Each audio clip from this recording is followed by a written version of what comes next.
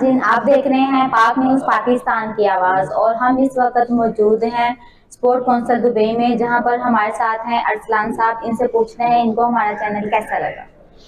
नहीं, मुझे बहुत खुशी हुई है माशाल्लाह। आप लोगों ने भी पूरा नया चैनल यहाँ पे डेवलप किया है और स्पेशली जैसे दूसरे यहाँ पे 3-4 ही चैनल थे जो अरबिक थे या खलीज टाइम, गल्फ न्यूज़ इस तरह के।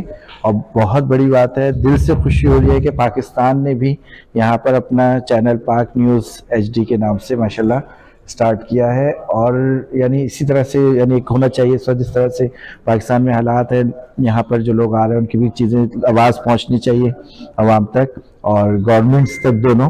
तो ऑफिशियली आपने जो यहाँ पे चैनल इसको स्टार्ट किया है पाक न्यूज़ के नाम से, बहुत खुशी हुई है।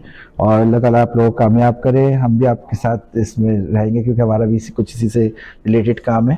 तो इंशाल्लाह मिलके इसके ऊपर प्रोजेक्ट के ऊपर काम करेंगे जी आपके बहुत साथ। शुक्रिया।